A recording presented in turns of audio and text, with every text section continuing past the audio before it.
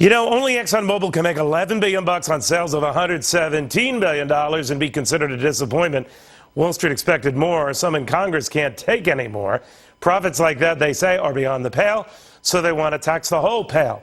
A windfall profits tax that Hillary Clinton says would go a long way toward helping vital services in this country. Take a listen to what she told Bill O'Reilly last night. I do want a gas tax holiday, but to pay for it by putting a windfall profits tax on the oil companies. Now, what does that mean, though? Well, what does that mean? Now, look, what it means is that the oil companies have made out like bandits. Right. You know that. Record profits. We all know that, yeah. right? And there is no basis for them to have these huge profits. They're not inventing anything new. So what do? Take 20% of their profits away from them? You set a baseline, and above that baseline, you begin to tax their profits. Yusef Raab agrees with this. He says a tax on oil companies' profits would help us all out. Chris Nelder, on the other hand, says that it would only make us more dependent on oil. He is the co-author of Profit from the Peak. So, Yusef, I mean, you're telling the oil companies who in the last few years have been making a lot of money, leaving out the times when they weren't making a lot of money, we're going to put a cap on your money. What does that say to other companies that make a lot of money, or as a percentage of profits or a percentage of revenues, make a lot more money?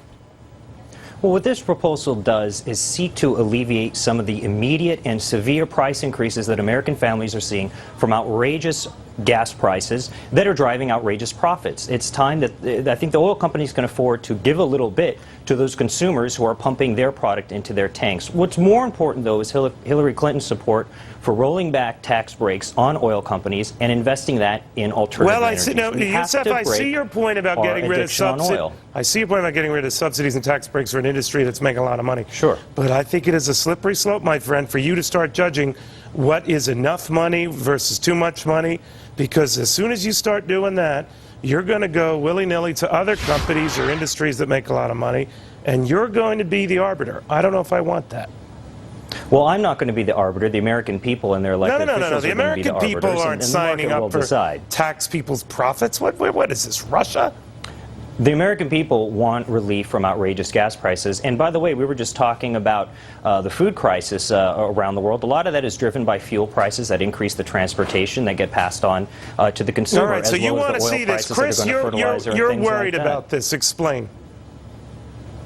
Well, I feel that it's most important to maintain oil production as much as we can going forward, because thanks to peak oil, we are looking at the second half of the age of oil now, where oil becomes much more expensive and much more difficult to produce. So if we disincentivize the oil companies by taxing their profits, which they're desperately going to need in order to invest in future production, then I don't think we're doing ourselves any favors. But Chris, does Yusef have a crucial point here? They're not doing enough with the profits they have. In other words, if the argument is, all right, be incentivized with all the money you're making to do something with that and pour it back into finding more oil, and they're not doing that to the degree you think they could or would or should, given all the money they're making, that they are partly to blame. Well, I wouldn't necessarily say they're to blame. They're more the lucky beneficiary of the fact that globally traded commodity like I don't want to get into how they made the money, just that in order to look for alternatives, maybe they could and should use more of their own profits to do just that.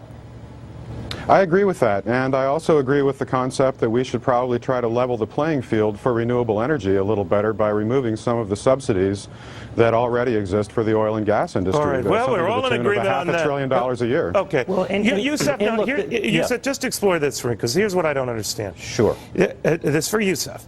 I'm wondering now whether, when the oil companies are making money hand over fist, I'm old enough to remember when they weren't, when there was $10 oil and the wildcats going out of business, distributors merging. It is, after all, how Exxon and Mobil got together. And no one was crying for them, nor should they have, I guess, but they were laying a lot of people off. So would you return money you take off their profits when they inevitably lose money? Well, I don't know about returning that money, but these windfall profits tax provisions are just that, windfall profits taxes.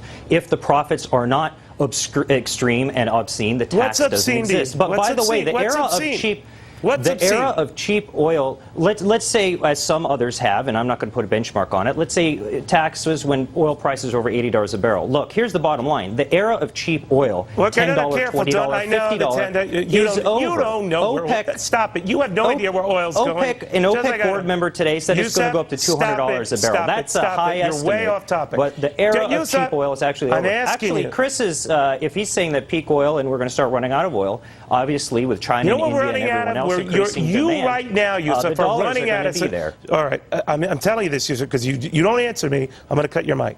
Here's what I'm asking you. Take a look at the money they are making, right?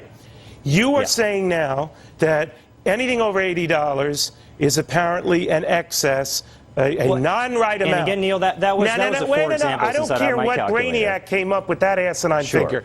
Now that it's around 110, then the oil companies somehow are responsible for that $30 pad and must give back that $30 pad.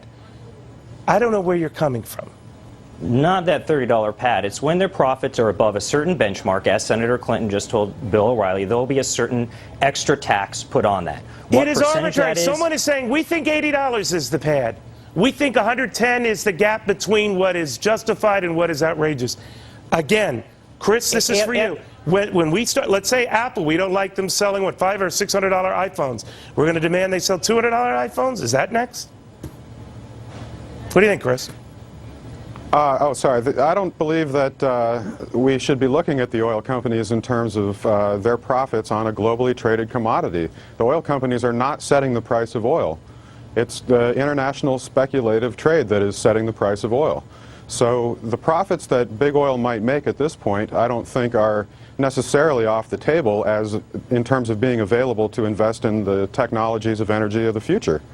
I think instead of taxing income and profits, we ought to be looking at ways to incentivize the fuels of the future. Well, we ought to be exploring, we ought to be conserving, we ought to be looking at alternatives, we ought to be doing all of the above. Absolutely. But then going back to the people making and windfall profits taxes on oil companies should be directed towards supporting that alternative energy research. Look, the oil companies spent less than 0.5% on that research. We have to move past oil. If the oil companies are going to help us out in helping remedy the problems that they've caused with their profits, then maybe the government needs to step in and make them spend that money. My and actually, goodness. an earlier Yusuf, proposal of Senator Clinton. I'd love to get you here and talk longer one time and just remind you of a couple of things, but I wish I had more time for that.